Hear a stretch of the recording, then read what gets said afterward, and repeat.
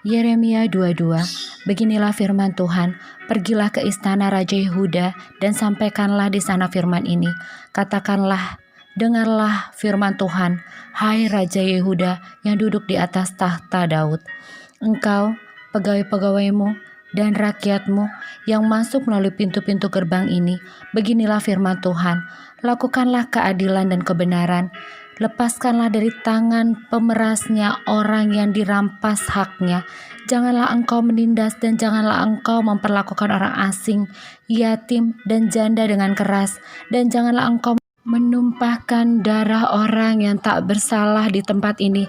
Sebab jika kamu sungguh-sungguh melakukan semuanya itu, maka melalui pintu-pintu gerbang istana ini akan berarak masuk raja-raja yang akan duduk di atas tahta Daud dengan mengendarai kereta dan kuda. Mereka itu pegawai-pegawainya dan rakyatnya. Tetapi jika kamu tidak mendengarkan perkataan-perkataan ini, maka aku sudah bersumpah demi diriku, demikianlah firman Tuhan, bahwa istana ini akan menjadi reruntuhan. Sebab beginilah firman Tuhan mengenai keluarga Raja Yehuda. Engkau seperti Gilead bagiku, seperti puncak gunung Libanon. Namun pastilah aku akan membuat engkau menjadi padang gurun, menjadi kota yang tidak didiami orang. Aku akan menetapkan pemusnah-pemusnah terhadap engkau, masing-masing dengan senjatanya.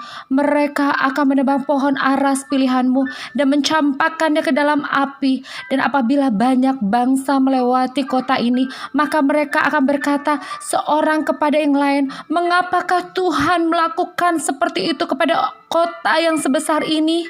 Orang akan menjawab, oleh karena mereka telah melupakan perjanjian Tuhan Allah mereka dan telah sujud menyembah kepada Allah lain dan beribadah kepadanya. Nubuat melawan Raja Salum. Janganlah kamu menangisi orang mati dan janganlah turut berduka cita karena dia. Lebih baiklah kamu menangisi dia yang sudah pergi, sebab ia tidak akan kembali lagi. Ia tidak lagi akan melihat tanah kelahirannya. Sebab beginilah firman Tuhan mengenai Salum bin Yosia Raja Yehuda, yang telah menjadi raja menggantikan Yosia ayahnya dan yang telah meninggalkan tempat ini. Ia tidak lagi akan kembali ke sini, tetapi akan mati di tempat pembuangannya dan tidak lagi akan melihat negeri ini. Nubuat melawan Raja Yoyakim. Celakalah dia yang membangun istananya berdasarkan ketidakadilan dan anjungan berdasarkan kelaliman, yang memperkerjakan sesamanya dengan cuma-cuma dan tidak memberikan upah kepadanya, yang berkata, aku mau mendirikan istana yang besar, lebar dan anjung yang lapang luas, lalu menetas dinding istana, membuat jendela, memapani istana itu dengan kayu aras dan mencatnya merah. Sangkamu rajakah engkau? Jika engkau bertanding dalam hal pemakaian kayu aras, tidakkah ayahmu makan, minum juga dan beroleh kenikmatan? Tetapi ia melakukan keadilan dan kebenaran, serta mengadili perkara orang sengsara dan orang miskin dengan adil. Bukankah itu namanya mengenal aku? Demikianlah firman Tuhan. Tetapi matamu dan hatimu hanya tertuju kepada pengejaran untung, kepada penumpahan darah orang yang tidak bersalah, kepada pemerasan dan kepada penganiayaan. Sebab itu beginilah firman Tuhan mengenai Yoyakim bin Yosia Raja Yehuda, orang tidak akan meratapi dia. Aduhai abangku, aduhai kakakku, orang tidak akan menangisi dia. Aduhai tuanku, aduhai seri paduka, ia akan dikubur secara penguburan keledai, diseret dan dilemparkan keluar pintu-pintu gerbang Yerusalem. Nubuat melawan Raja Konya. Naiklah ke gunung Libanon dan berteriaklah. Perdengarkanlah suaramu di gunung pegunungan Basan. Berteriaklah dari pegunungan Abarim. Sebab semua kekasihmu sudah hancur. Aku telah berbicara kepadamu selagi engkau sentosa, tetapi engkau berkata, aku tidak mau mendengarkan. Itulah tingkah lakumu dari sejak masa mudamu, sebab engkau tidak mau mendengarkan suaraku. Semua orang yang mengembalakan kamu akan dihalau angin ribut, dan para kekasihmu akan diangkut Tertawan pada waktu itu engkau akan menjadi malu dan bernoda dari sebab segala kejahatanmu. Hai engkau yang diam di gunung Libanon dan yang bersarang di pohon-pohon aras, betapa engkau akan mengeluh ketika kesakitan menimpa engkau, kesakitan seperti yang ditanggung perempuan yang melahirkan.